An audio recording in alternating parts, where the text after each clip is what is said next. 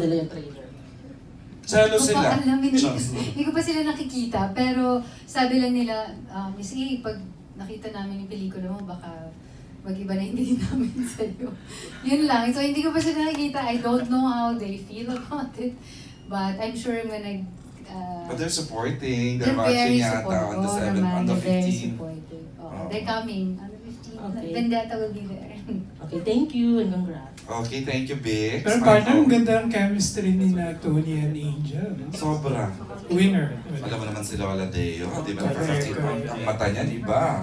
Eto partner, ang sobrang curious sa freshness ni Tony. Wala iba kundi si Kate Adahar of Random Republic. Alam mo na, hindi nila alam kung sila talaga. Ako na ba yun? Okay. Si Kate is Random Republic. I know, Random Republic. It's Kate. For Direk, what or who inspired you to write the story based ba to on a real life? Lagi nilang tanong yan sa akin. Kaya hindi naman ako 50 nun. It's inspired by a true story, but it's not my story. But it's a story of several women, and I figured na there's also a part of me in it, and I figured that every one of us is a glory. There's a glory is in each one of us. So parang I just put together the stories of these women in one woman, and then I put together 5 stories of men in one man. And so you get to see 2 individuals where you want to be that girl and you want to be that guy, or you want to have that guy and you want to have that girl.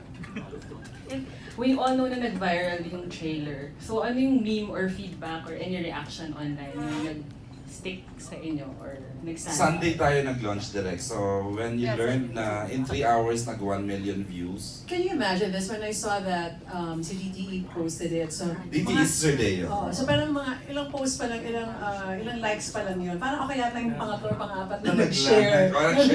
Okay. And then in about an hour, I saw that, oh my God, dumami. As in dumami yung views. Nakikita ko siyang lumalaki. Pero syempre nag-i-edit ako nun. So medyo nawawala yung attention ko doon. Nag-i-edit ako. Tapos babalik. And sobrang beautiful. Parang, you know, if you only know what we all went through, it's... When I ask them, when he tells me or she tells me that it's very challenging for them, I tell them, you know, it's also challenging for me in many ways. So parang may pinagdaanan kang joyful because you've found these people, your inspirations, and then you started the project, and it becomes sorrowful because so many challenges.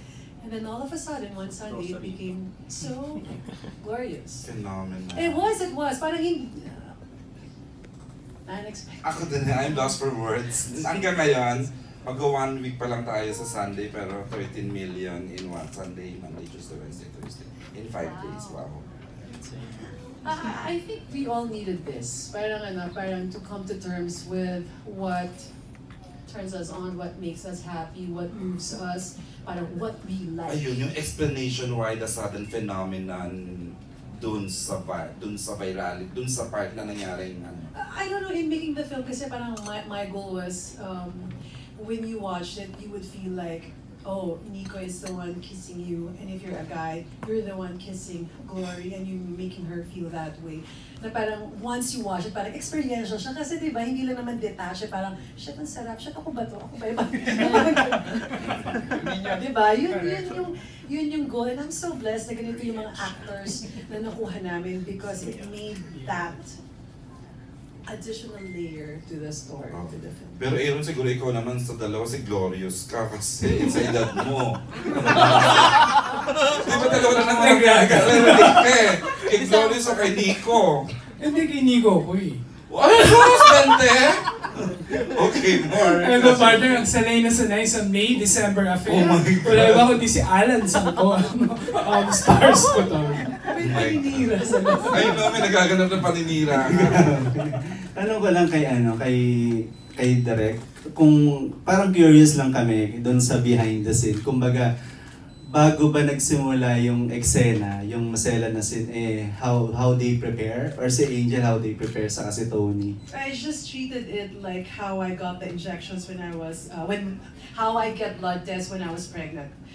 Nasa Amerika kasi bawal umarte, takot ako sa nido. So ganun din ang treatment ko when mounting the intimate scenes. Why? Because if you prolong it and if you over-discuss it, then they're gonna chicken out. So parang, it's like this, blah, blah, blah. And then in my head kasi, of course I don't tell them, you prepare how you're gonna make them be ready for a scene throughout the day. So parang nakamap out yung mga scenes that would gradually bring them there so that when they do that scene, they already know how it feels like. You know what I mean? Parang hindi, sometimes may mga shoots kasi na sobrang layo ng talon. Ito, as much as we can in a day, it should be chronological in a day as much as we can. Of course, it's not always possible, but again, they are so into their craft. Like I see that when he throws his lines as if he wrote the script. When she does her nuances, it's as if siya talaga si Glory na talagang pinanganak na glorious. Parang ganon. So watching it, I'm like also a viewer doing each scenes. Mind you, it's not all about intimate scenes. There's a lot of scenes in the film where you will see each one's humanity and you will probably connect with them because at one time in your lives you fell hard for someone. To Tony, ikaw, how do you prepare? Tony. How do you prepare for that scene? Kumbaga, meron bang parang nailang ka at Kasi first? bata mo pa na, Oo, parang napasaba ka sa gano'n. first time mo, di ba, to do yung ganyang klaseng scene? I was really nervous, but at the same time, Angel is such a lovely woman, and I know that I was in safe hands, and nandyan si Kuya Mario. So, ayun, we discussed it with, Direk before the first Love's intimate scene. And then sabi ni Direk sa akin, okay, so pakita mo sa akin, paano mo siya hahawakin? Tapos tumingin lang ako sa kanya, sabi ko, Direk, pwede bang go na lang, ayoko na yung practice to. So, yeah, kasi, I mean, to be honest, like, kahit kayo with your lover, I'm sure hindi niyo sinasabi na, Ano ba? Diba? I mean, sige na. I mean, sex is also really unexpected, right? So, spontaneous. yeah, we didn't really want something that's so rehearsed, like, unless for playing for the camera, unless, diba? Then Direk will tell us, okay, etong angle na lang para mas maganda para sa camera. But, ayun, I was nervous because it was my first time. But, by then, nasanay na rin. So walang rehearsal? I mean, diretso? Pagka... And I mean, my purpose yung bawat scene. So, i-explain ni Direk kung ano yung purpose ng scene na to, bakit yun yung love scene. Pero the action itself needs to be spontaneous, honestly. Kasi it has to be magic between those two.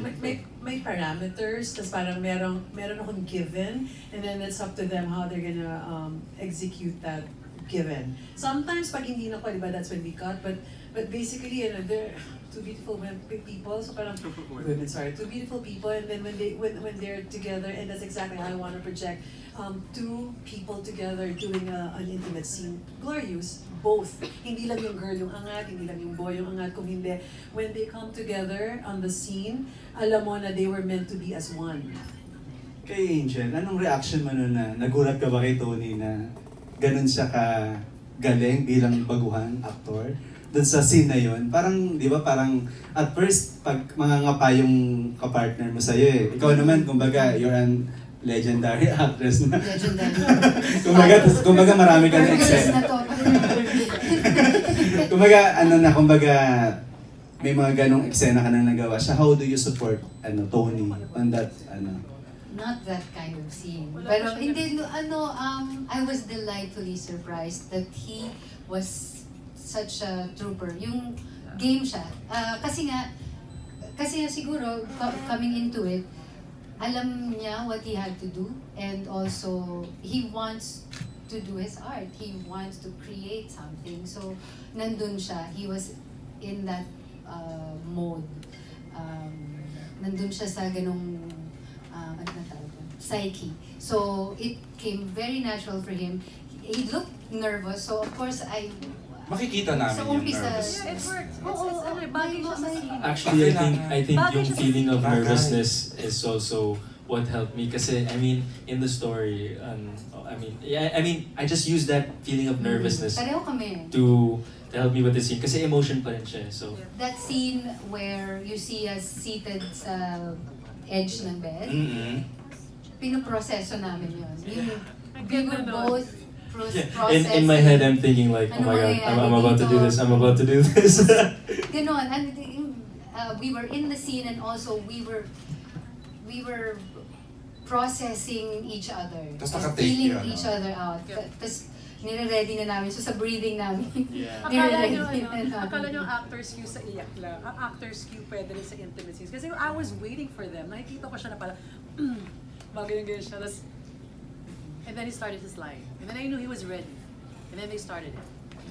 Para siyang actor's cue talaga. Parang ang tagal namin May nakaroon. sariling style to si Pero, Miss Angel. of course, alala yung lalo-lalo na nung first time. Kasi I wasn't sure how he will do it and what he can accept and what he can do. So alala lang, I just told him, gusto ko sana ganito, gusto ko sana legit natin to gawin. So, will you meet me there? And he did. So I was pleasantly surprised. We're just curious, Tony. Lagi kang curious. Hindi. Kasi nakaka-curious yung movie talaga, di ba? Naman. How do you Kasi glorious, prepare glorious. physically dun sa eksena?